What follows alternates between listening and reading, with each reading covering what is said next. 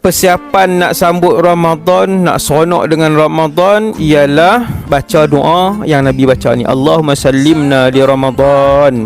Ya Allah, sejahterakanlah kepada kami untuk kami menghadapi Ramadan. Wa sallim Ramadana minna. Berikanlah kesejahteraan Ramadan untuk kami.